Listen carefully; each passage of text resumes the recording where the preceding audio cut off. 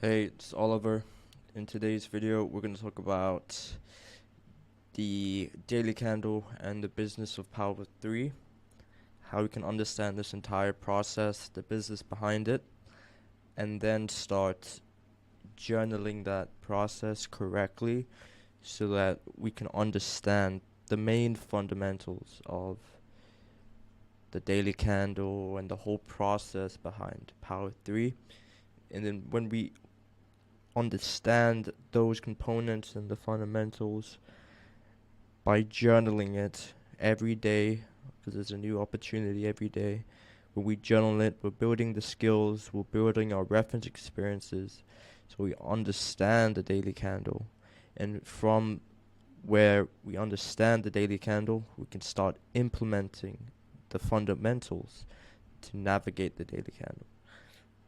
So if you want to get good at the daily candle or the business behind a candle as well, this is how you should approach it. Understanding the process after each input, looking at the output, and then studying the feedback so that you have new awareness. And with that new awareness, you bring it back to the original understanding. So this is how you level up basically on a daily basis. So let's start with here. So there's always going to be an input into this whole process, and the input here is just a new daily candle. You can expect a new daily candle to print. I was born in 1999, so ever since 1999 there has always been a daily candle that's printing. So understand that there's always going to be a new daily candle, and that whole daily candle is a collection of units that interact and mutually influence each other. So if you look at this whole daily candle, right, what are the collection of units? Well, there's the open, there's a high, there's a low, and there's a close. And we're going to see these units every time there's a new daily candle close. So first of all, we need to understand that. Second of all, we need to understand how these units within the whole that prints every day with these units, how do these units interact with each other and mutually influence each other and also depend on each other. So that's the first part. Once we have this, we know there's going to be a new open every new day. That open goes through a process. So what is the process? Well, we're linking it back towards the open, high, low, close. How do they interact? How do they mutually influence each other for that daily candle? So you're studying the collection of units now. The open, the low, the range expansion, the offset distribution, and then the close. So that's the entire process behind Power of 3, and the Power of 3 we're studying is the daily candle. So we need to study how these parts, these units of the daily candle, how do they interact, how do they mutually influence each other, and what's the structure, because there's a sequence behind it as well. You can't go from this mixing around, right? There's a specific sequence behind it as well. You got step 1, step 2, step 3, step 4, and you need to understand how each of these steps, how do they interact and mutually influence each other. Well, you can't have the low without the open, because the low depends on the open, such as it accumulating open float for the daily range. So that's based on the open. Or you can't have the low if you don't know what the opening price is. You can't have the low, you can't have the Judas, because the open determines where that Judas is going to high probability seek towards. So we can see that this sequential order from open to low, the low pretty much depends on the open as well. Similar to how the range expansion depends on the low here as well. You can't have the daily range candle range expand if it hasn't set the low of the day yet. So you can see our range expansion, which is typically in New York, it can't happen without the low, which is normally set in London. So you can see the relationships among these units as well, how they influence the entire daily candle. Notice how every step of the process I outlined here, each influence the generation, the manifestation of the daily candle. So understand, okay, what does the open, what does it do, and then how does that influence the low? Understand the low, what does it do, how can it perform, all the details behind it. The fundamental is the low, and then the details. Get like 3 or 4, and then see how the low influences range expansion. You can't have range expansion without the low. So understand the sequential order, and then understanding the processes behind it as well, step by step, you prevent being lost within the daily candle. Sometimes you might jump into a new session, and then you might not be sure if I'm going up or going down as my bias. Or it all depends on, first of all, tracking where you are at within the day by starting at the open, and then looking at, okay, where does that want to go to? What's the narrative behind the day? Does it want to trade higher? Because the environment says so. Are we on bullish institutional order flow on the daily or the 4-hour? Because the environment is going higher. For the weekly candle, are we going higher as well? So this is going to be large range, right? This entire process shows us how to not be lost within the daily candle. So let me walk through the process one more time. So you have the input. This is going to happen every day. Then you have the process behind it that forms this with the environment that helps influence the process. So if we know the environment's the bearish, the process is going to happen for a bearish way. If the environment's the choppy, the process is going to happen for choppy type price action. If the environment is range expanding, this entire process is going to be expansive, fast, aggressive. So that plays a role as well, but also the parts of the process. So the business is AMD, right? How does each process have a relationship with each other? How is it structurally formed, or step by step? If you know this, these fundamentals of the daily range system, it's really hard to get lost, because it can either be doing X or Y. It's that simple. Because these have filters as well that tell you to do X or you do Y. But if you don't understand the process first, then you won't be able to identify the filters. The filters is the gems. It tells you to do X or do you do Y. Okay, so we'll leave that for another discussion. So when you're journaling the daily range here, that's when you want to do it, during the output. So you wait for the input, it runs through its process, it creates like a, let's say, bullish power 3 candle. Then offset distribution, that's in between process and output, because that's the result you're getting. But let's say it's the close. So now you have the daily candle close bullish. You want to study that. You want to study the process. How did the structure, how did the relationships, how did these units interact with each other to produce that candle that was bound to happen? Okay, so what are the processes, structures, relationships that made that happen? Then you'll understand that there's only a few components that help with this process. So what we do then is just journal that. Journal the parts of the relationships and dependencies, how each of these interacted to give that specific close that happened. What were the parts? What were their relationships? How did they depend on one each other to contribute to that daily candle being printed, the whole?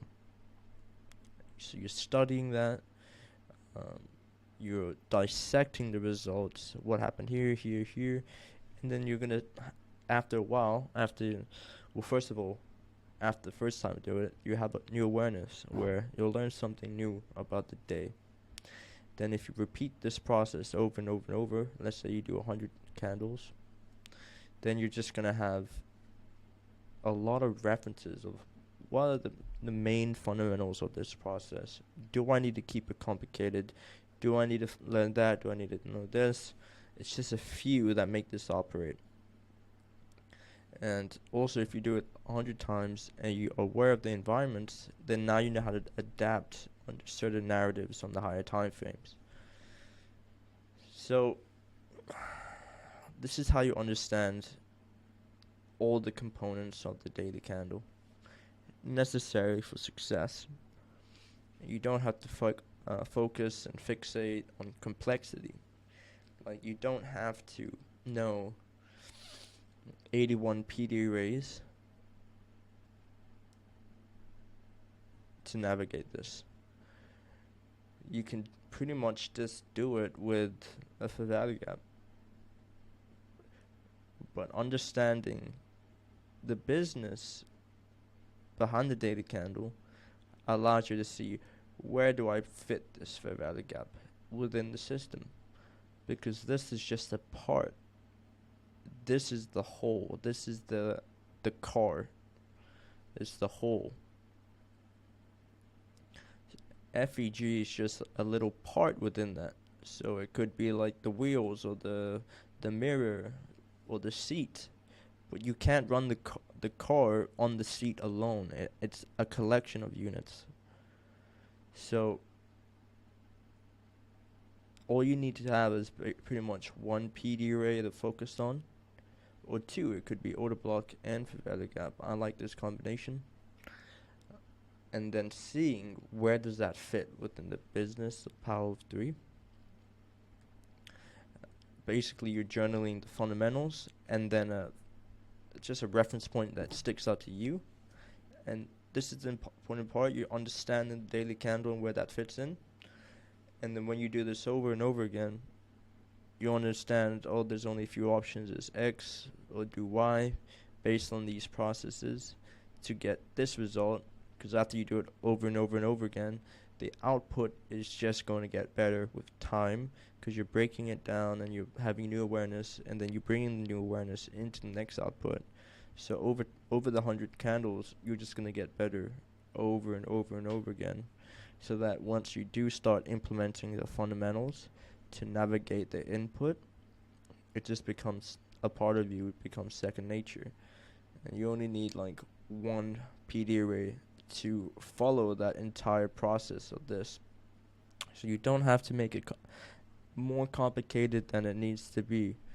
Focus on the fundamentals, such as the daily candle, and what are the process behind it. What are the parts, components behind that make it the daily candle. Focus on that, because that's going to give you 80% of the results of the daily candle, instead of focusing on the complexity, which only gives you like a minor increase in understanding of this. Like, sure, 81 PD arrays might help you navigate the daily candle a lot more, but you can do it with one PD array, which is the fair value gap. But you use that to operate this entire system. That's all you need. 81 PD arrays alone is not going to help you navigate this entire system, because you don't know where those PD arrays fit in the specific narrative of the process. So let's get into a few examples here of journaling. So this is what you want to be doing every day.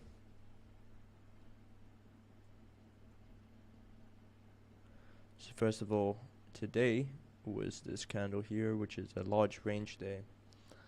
We can see it's bullish, so we could say the environment affecting this type of PD, this price delivery was bullish on the daily chart and also large range. So within the week, it could have been news that was studied later, which made it large range day.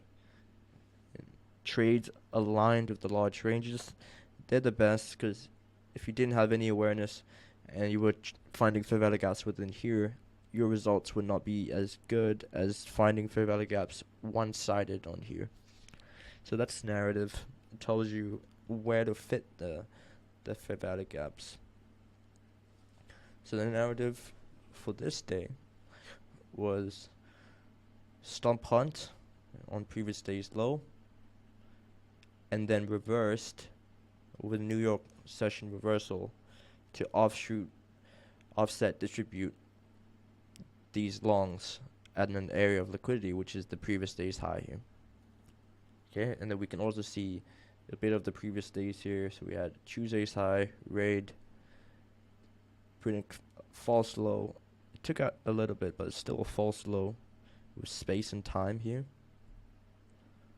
And then we can see after that false low, inducement with breaking out higher, so trapping longs. We'll dive into that as well and the factors behind it. So we're setting up all this liquidity to stop hunt into this key level, then reverse into the day. So that's the narrative. Okay, we can see it's a bit of chop, a bit of a choppy week this week with this type of price action as well. So once you understand the narrative of that, you want to understand what are the parts and the components, everything within that day that made it this. Okay. And when you do this, you want to break it down of price, time and price, essentially. If you want to make it more complicated in your journaling, you can include intermarket analysis at key points, like here or here. Is it the SMT? Is it not the SMT? But if you just want to learn about price delivery, I mean, narrative from intermarket analysis can give you like 20 XP levels. But if you just want to start out understanding price delivery, just focus on time and price, and then level up to include intermarket analysis. So what are the time components within this day? We have the kill zones, we have the news, and we have the opens. That's pretty much it. So let's study the time first. We had at New York session, this had central bank manipulation from the Fed and unemployment claims. So what this tends to do for a daily candle is it tends to wait until New York to have its volatility. And that's what we see. We see New York happens and then volatility happens. Manipulation, range expansion. Why? Because it's waiting late in the day to do so. But sometimes price doesn't like to hold and wait for New York. When it's choppy, and it, especially in this week, instead of chopping like that, it can do inducements to generate liquidity instead of the consolidation. So that's what we see here. So we understand that, okay, price is going to wait for New York, but here it's inducing liquidity for New York. Okay, why? Because New York's going to have its manipulation. Why? To form the low of the day. Open, low, high, close. Okay, so it's either a New York session continuation or a New York session reversal. It's pretty much the two options. Now I'm describing the factors behind that make the daily candle what it is. So we have the inducement here. 1, 2, 3. What is this doing? It's forcing breakout traders here, where they're going to put their stop loss, intraday lows. Where is this close proximity to? Oh, okay, Asian lows. Is Asian lows clean as well? Yes. So you can see there's just a major liquidity pool being generated here for this. Okay, why did London have some moves upside? Well, we could see that Asia was just contracting sideways, so it's building float. So it's seeking the float above it first. That was the first narrative of the day, induced liquidity. Then the second narrative of the day was manipulation. So we can see the accumulation, start of the manipulation, but also still accumulating liquidity here. Then the manipulation, then the range expansion. Okay, so we can see our time. That was just the influence of time. Now let's look at the influence of price. If we're gonna see some sort of inducement here, it's going to be seeking a specific objective, and that's simply the previous New York's Fair gap here. So the inducement has a specific narrative as well. Its narrative is, oh, okay, induce, but I have a terminus on me based on time. So what does price do is either seeking liquidity or an imbalance. So we can see that price for that first narrative of the day was inducing liquidity. In terms of price narrative, it just is imbalance. And the second portion of the day, it said, okay, imbalance done, liquidity. Okay, imbalance, liquidity. Now we have liquidity here. What's the second narrative of the day? Range expansion. Where can it range expansion to? Opposing liquidity. So we have clean highs here, then we open float, and then we seek higher time frame draws on liquidity. So this is the fair value gap we talked about on Monday, which is here. So now that you have price,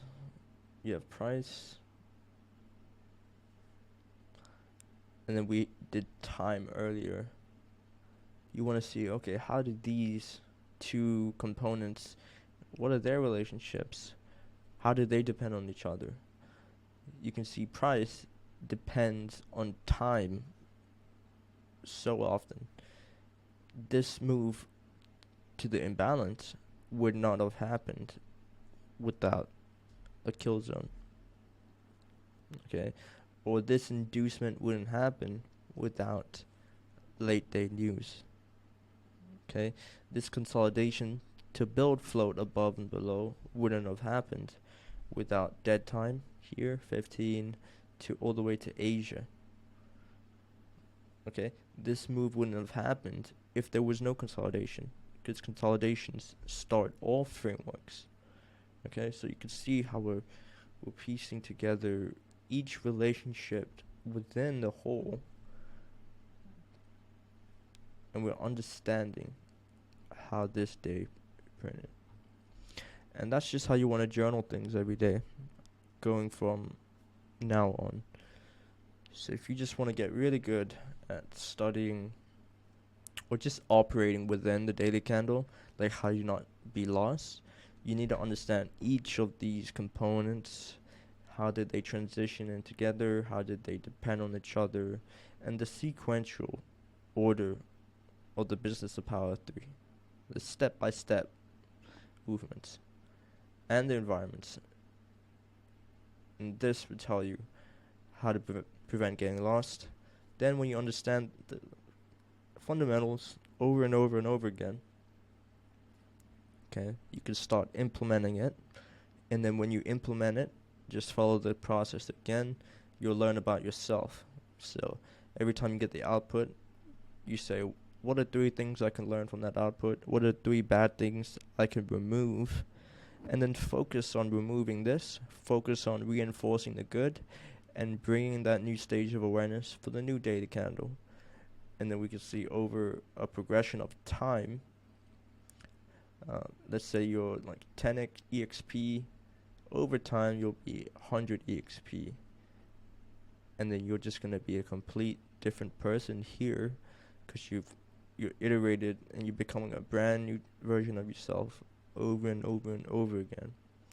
So not only do you want to journal, yes, you want to journal, but you also want to iterate, because this is how you transform instead of just journaling blindly and not really understanding what I'm exactly trying to navigate, what am I actually trying to operate within. And that should be it for today's video. I'll catch you in the next one.